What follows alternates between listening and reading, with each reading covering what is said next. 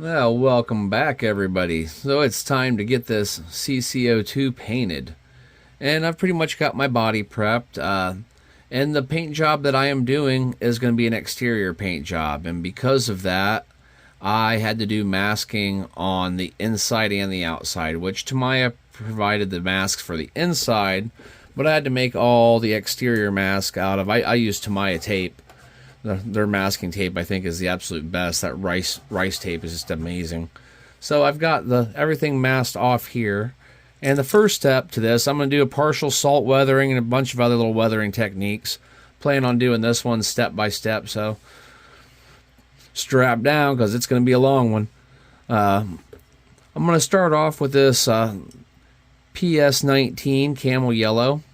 And I'm going to give a spritz on the interior. That way, when I rub paint through on the outside when I'm crawling, you'll have something behind it so it's not just clear. And then I will also start with a light dusting of this PS-19 on the outside as well. And then I'll start layering my paints and adding my salts and doing all my other stuff. So I'm just going to spray the inside. I'm not going to bother doing that on camera because that's all plain Jane, pretty boring. You know how to do that. I'll just spray the inside real quick with this, and then we will pick up on the outside layers where we actually start the actual weathered paint job. Okay, we are in my attic, and the lighting and the sound and the noise is all probably going to be pretty terrible, but this is where I have my paint booth for the winter. Now, this is just a homemade one I made myself out of particle board. Those are furnace screens in the back, which I need to pick up a new set. And then I've made this little cardboard box caddy to hold my vehicle up so I can spray it. Let me show you behind here. I can pull these out. Another piece there. So that is like an exhaust fan for your bathroom. I just put that on the back. And I said I'm due for a new set of filters, but we'll make it through this little section. I'll pick a new set up on my way home in the morning. And that goes out and goes down this tube. And I took this 5-gallon bucket and I've packed it full of filter material down in there.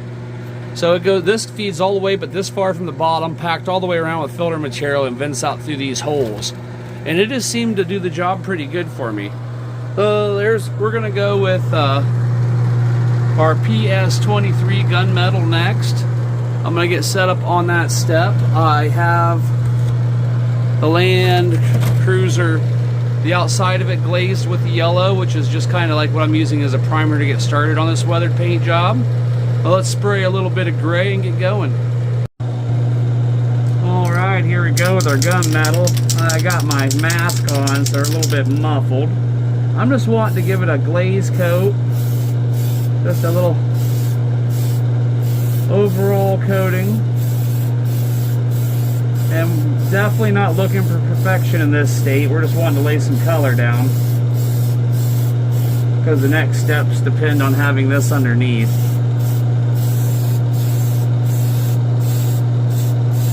So when I start layering my colors, I like to use gunmetal gray for my lower base.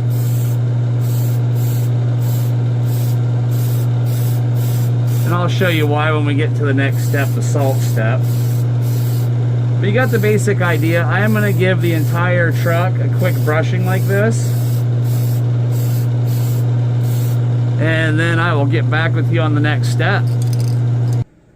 Well, the gunmetal gray is dry and time to move on to the next step. Which will be needing this spray bottle of water. And I'm going to be using this kosher salt and just regular ionized table salt. And what I'm going to do is put a little of that in there. I'll use this throughout the project. And put a little of this in there. Now, the reason we're using these two different kinds of salt is, you see how well it can see down in there, but you have two different sizes of grain textures. So this changes your pattern up a little bit depending on how much you're wanting to make your chips, how big you want your chips to be. So where I'm going to get started first is I'm going to take this spray bottle. Alright, I had to go get another spray bottle. So I'm going to give a Little mist here. And you're wanting to start just picking the pattern you want your lines to follow. So I'm wanting to follow this panel line down through here for sure. I'm going to want that to pop through.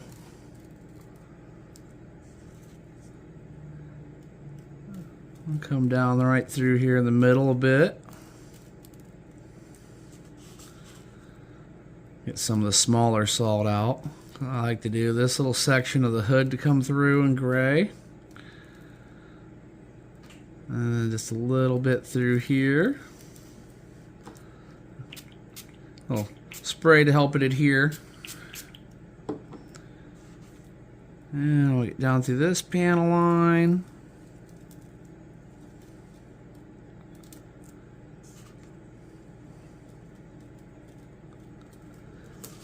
And I really like to get this crease in the fender a little bit. I won't get too much because I got another color I plan on going right there as well.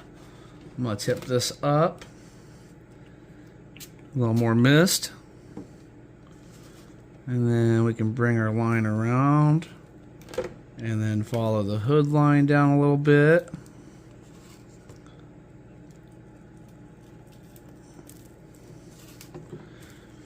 I want a couple of, maybe a little streak here and a streak here. And you're starting to see where I'm going with this. So I'm going to go ahead and do the whole rest of this section of the vehicle. And then we're going to go up and we're going to hit it with an orange. We are back in the spray booth, nice and muffled by my spray mask. This time I'm going to be using PS-02. This is a pure orange. Yeah, look, all new filter material. That ought to help.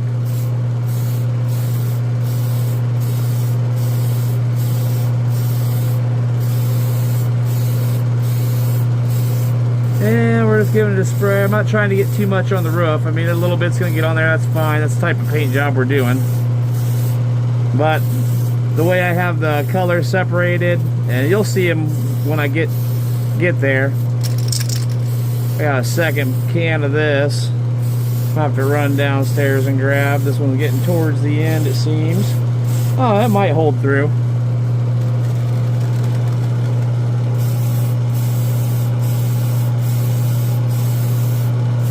Then when we get this layer of orange on,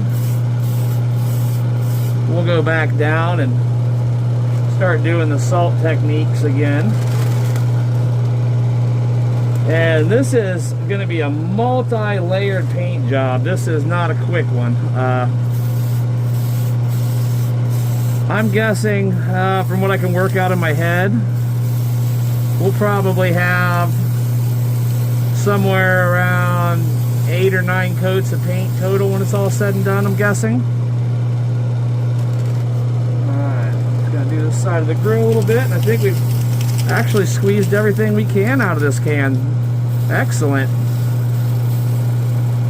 And it doesn't matter if you get a little splatter doing this stuff with the salt, it's really not going to make a difference. Alright, we hit the end of it just enough. Perfect.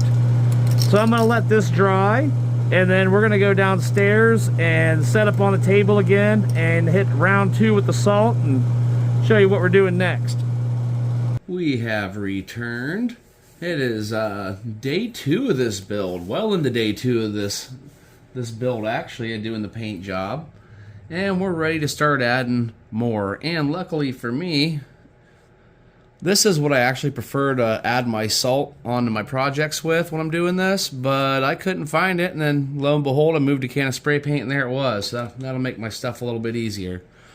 Back to misting her down. And the most important thing to remember during all of this is let stuff dry between coats. Be patient. It takes a little bit of time to do something like this. As I said, we're on day 2 here.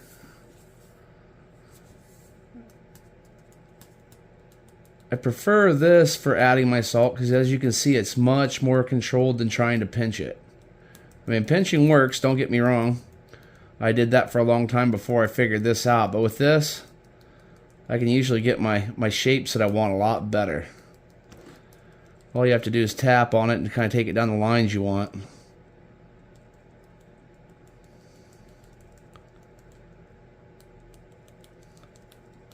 And slowly but surely, we will start getting the design we're looking for.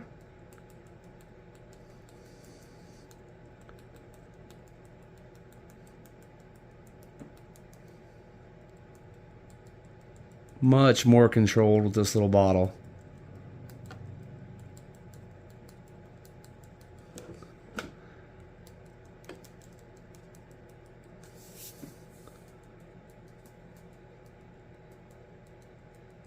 Okay, well, once again, you get the idea of what's going on here.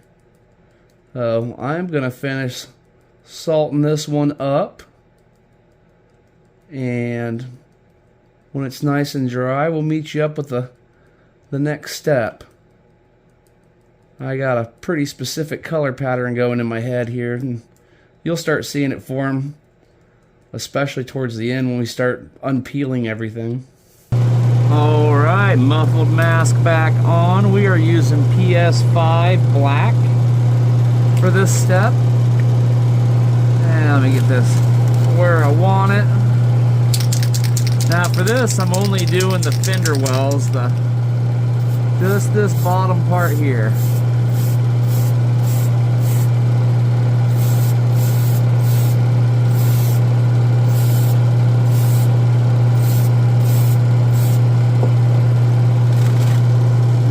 Go. Slide that around through this front part. And I want to hit just this section of the front of the grill real quick. Rotate that a little bit more.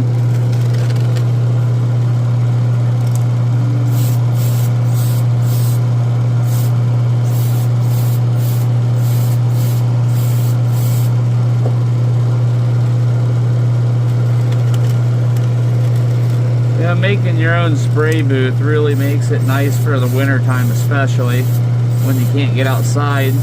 You got somewhere you can put one of these. That filter bucket system I showed in the beginning seems to be working pretty good for me. I've been running this setup for a while and my wife hasn't been complaining, so it must be doing a good job. But okay, now time to take it back downstairs and prep for the next step. Alright. Since the last step, I have taped off the black areas that I don't want to get overspray on, and I have salted the top. And now we'll be using Spastix Extreme White, and I've tested this with Tamiya paints. They work just fine. There's no bad chemical reaction. Test spray. All right.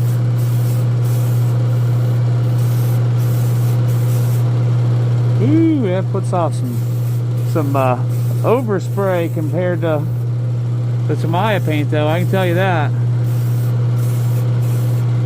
And I want to get a quick, this is spritz right there, and spritz in the middle, and I'm going to turn and do the other side the same way. Alright, we have reached the final section here, so it's time to start laying down the yellow. PS-19 camel yellow. And this will be the final color. Then it's time to start washing all this salt off. This is most likely going to take, I'm guessing, 2 to 3 coats before I'll be happy with it. I'm only going to do the first coat section on camera here just so you can see the steps I've taken. Bit this way. Alright, you're getting the idea. So I'm going to go ahead and finish it off and I will meet you in the wash. So let's get going and show you what's actually involved in getting this mess we've put on this body off. So I have removed our tape. That there. Got the water coming down over it. Use an old toothbrush here. Let me pan this up just a little bit so you can see a little bit better. There you go. And I'll put a little bit of soap down in your water. Right now we're just trying to get as much over the body as we can and let it soak in. Let it start working some of that salt loose. Now this is a patient progress here. Really patient step you kind of have to take to get to where you want it here. Because it takes a while for that salt to start dissolving. And that's what we're waiting on, is the salt to start dissolving. You can start to see the colors coming through. And something you also can use is a very fine grit sandpaper. I prefer to use 800 and up, and that works really good.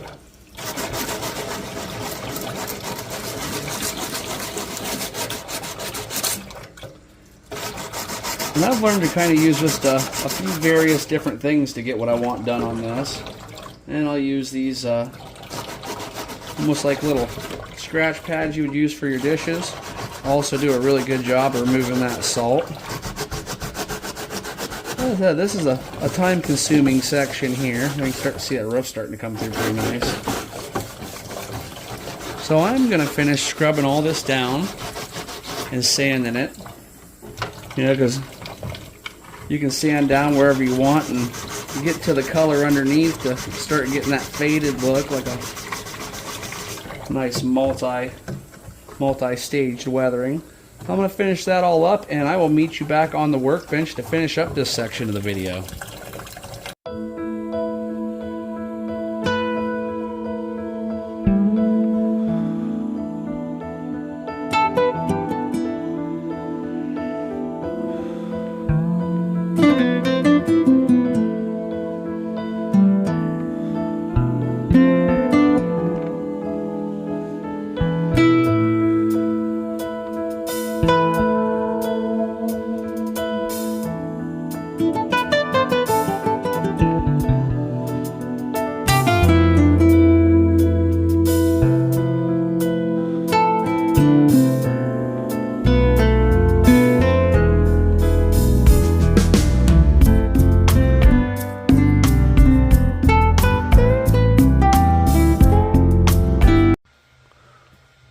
Well, here we are after the wash and the sanding, and there's still a little bit more to go.